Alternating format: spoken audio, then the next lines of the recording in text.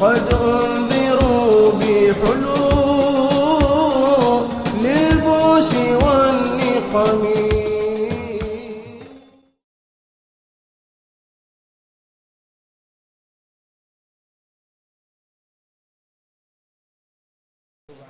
اللهم صل وسلم وبارك وكرم على سيدنا محمد، طب القلوب ودوائها، وعافية الأبدان وشفائها، ونور الأبصار وضيائها، وقوت الأرواح وغذائها، وعلى آله وصحبه وسلم.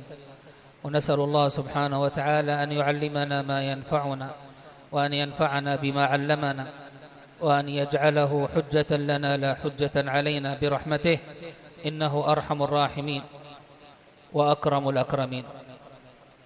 اجتمعنا في هذا المجلس على ذكر الله سبحانه وتعالى وحبيبه ومصطفاه، وهذا من أعظم الخير الذي يعمله الإنسان في هذه الحياة، أن يكون ذاكرا لله في جميع أحيانه، كما قال القائل: الذكر لله والمختار سر الحياة، يا فوز ذاكر لمولانا وختما بياه. الذكر لله سبحانه وتعالى وللنبي صلى الله عليه وسلم هذا فيه حياة القلوب. وكما يقول العلماء: الإنسان مكون من جسد ومن روح، والجسد معروف طعامه الشراب والطعام، هذا المعروف الحسي، لكن الروح غذاؤها وطعامها ذكر الله سبحانه وتعالى. وهذا الذكر قد يكون باللسان، وقد يكون بالقلب، وقد يكون باللسان والقلب معا، كما قال الإمام النووي: وهو أفضل الأنواع أن يجتمع ذكر اللسان مع ذكر القلب، وأدناها ذكر اللسان فقط، وأعلى منه ذكر القلب. وكل من ذكر الله سبحانه وتعالى فهو في حضرة الله، كما قال الحق جل شانه في الحديث القدسي: أنا جليس من ذكرني. وقال النبي صلى الله عليه وسلم: ما قعد قوم يذكرون الله إلا ناداهم مناد من السماء أن قوموا مغفورا لكم قد بدلت سيئاتكم حسنات، كما جاء في مسند الإمام أحمد. وجاء في الصحيحين قال النبي صلى الله عليه وسلم: ما قعد قوم في بيت من بيوت الله يتلون كتاب الله ويتدارسونه بينهم إلا نزلت عليهم السكينة وغشيتهم الرحمة وحفتهم الملائكة وذكرهم الله في من عنده. وفي رواية: ما قعد قوم يذكرون الله، ليس فيها يتلون كتاب الله، وكلهم ذاكرون لله سبحانه وتعالى. ويكفينا في فضل الذكر قول النبي صلى الله عليه وسلم فيما يحدث به عن ربه، يقول الله سبحانه وتعالى: من ذكرني في نفسه ذكرته في نفسي، ومن ذكرني في ملأ ذكرته في ملأ خير من ملئه. وإذا استشعر العبد أنه مذكور في حضرة الله سبحانه وتعالى بنقصه، بعجزه، بفقره، بخطئه، بتقصيره، بإسرافه على نفسه، مذكور في حضرة الربوبية، كيف يكون شأن هذا؟ والشاهد أن الإنسان متى ما استحضر هذه المعاني شغل بالذكر عما سواه، وأصبح قلبه لا يطيب إلا بذكر الله سبحانه وتعالى، كما قال الإمام الحداد: قيامي بربي لا بنفسي ولا السوى. فيصبح إذا استشعر هذه المعاني فانيا بالمذكور عما سواه، فانيا بالله سبحانه وتعالى عما سواه. وهذه درجة يصل إليها العبد كما أخبرنا بها ربنا في كتابه: الذين آمنوا وتطمئن قلوبهم بذكر الله، ألا بذكر الله تطمئن القلوب.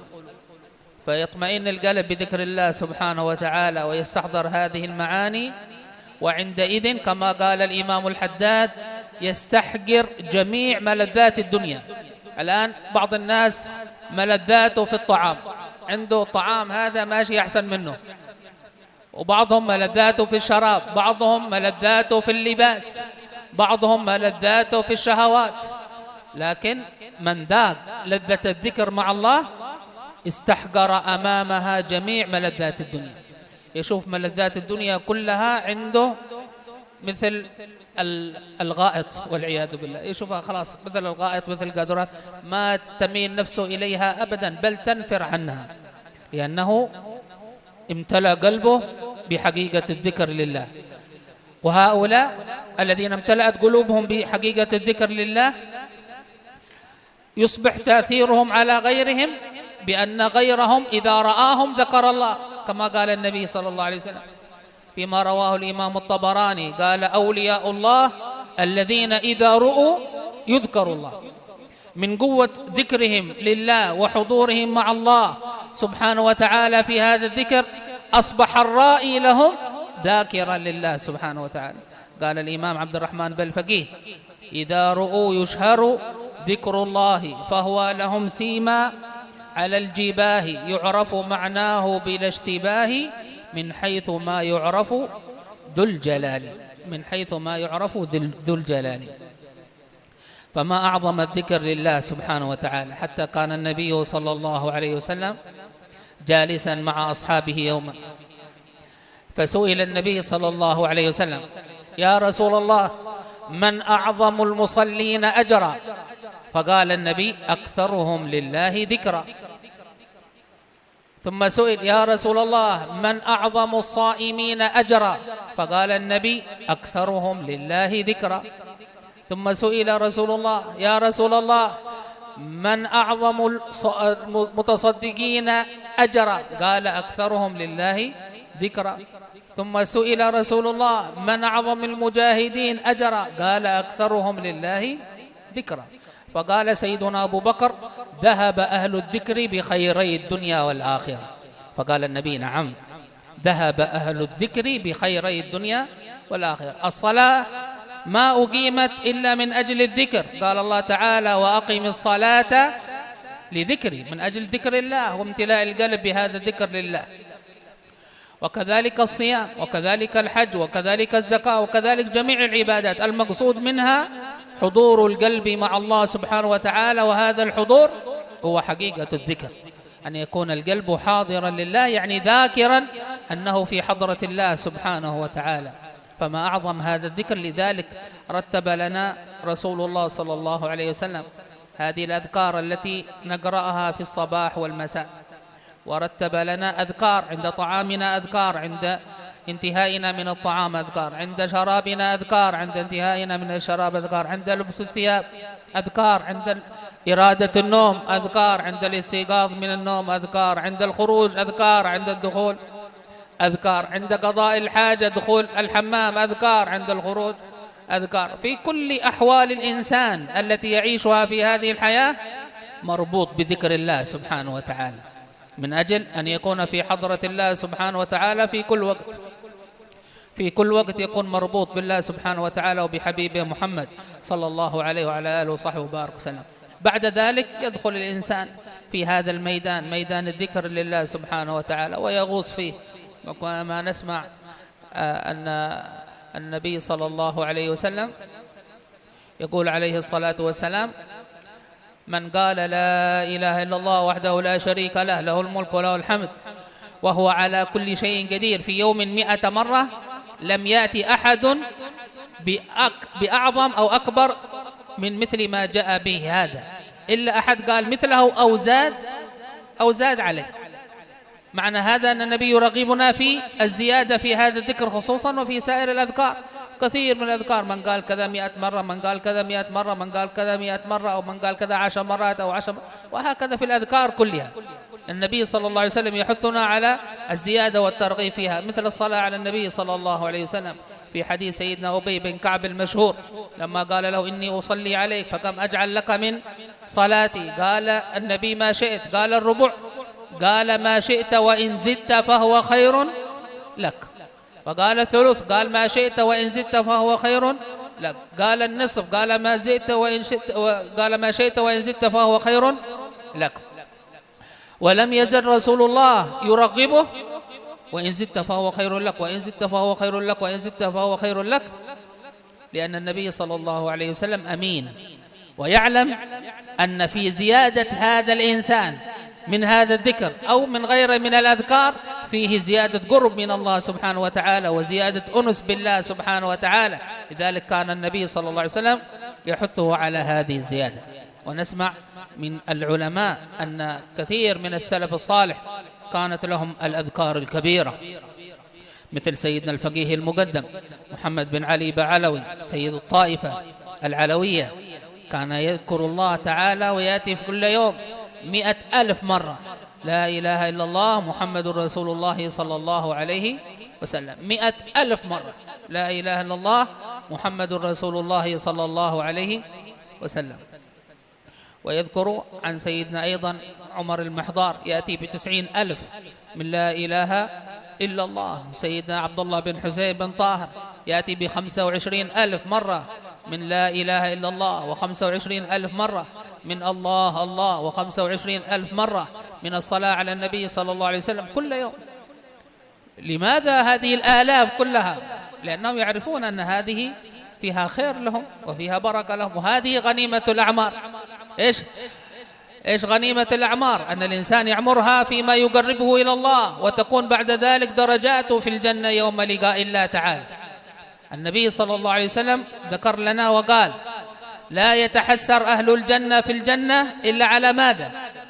إلا على ساعة مرت عليه في الدنيا لم يذكروا الله فيها، وهم في الجنة في النعيم ما شاء الله، لكنهم يتحسرون. لماذا؟ على ساعة مرت عليهم لم يذكروا الله فيها. ساعة مرت عليهم في الدنيا ما ذكروا الله فيها، ضاعت هذه الساعة. لكن لو عمرت هذه الساعات بذكر الله تعالى يصبح بعد ذلك الخير الكبير، وينتج للإنسان عند ربه سبحانه وتعالى المقامات العلى. وقد قال الله تعالى كما جاء في الحديث القدسي: يا عبادي ادخلوا الجنة برحمتي وتقاسموها بأعمالكم. ادخلوا الجنة برحمتي، لكن نصيبك في الجنة على حسب العمل. ما حد يدخل الجنة بالعمل حقه، لن يدخل أحدكم الجنة بعمله. قالوا: ولا أنت يا رسول الله؟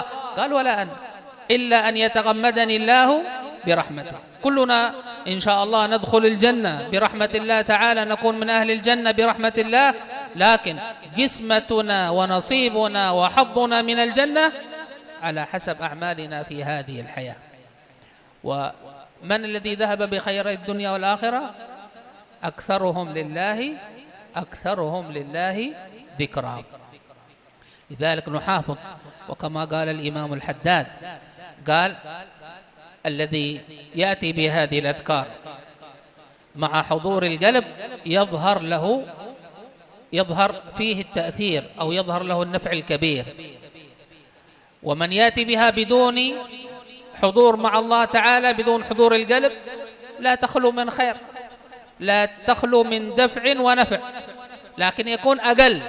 لكن الذي يأتي بها مع حضور القلب، حتى ذكر في بعض كتبه رحمه الله تعالى أنه من آداب الذكر أن تكون مستقبل القبلة، حاضر القلب، مطأطئ الرأس على طهارة، وتكون بتوجه خارج، تظهر بعد ذلك وتنكشف لك الحقائق. وكما قال سيدنا حارثة لما سأله النبي صلى الله عليه وسلم: كيف أصبحت يا حارثة؟ قال: أصبحت مؤمنا بالله حقا. قال: إن لكل قول حقيقة، فما حقيقة إيمانك؟ قال: عزفت نفسي عن الدنيا واستوى عندي حجرها ومدرها وذهبها وفضتها، وكأني أنظر إلى عرش ربي بارزا، وكأني أنظر إلى أهل الجنة في الجنة يتنعمون، وأهل النار في النار يتعذبون. فضرب النبي على صدره وقال: عرفت فالزم.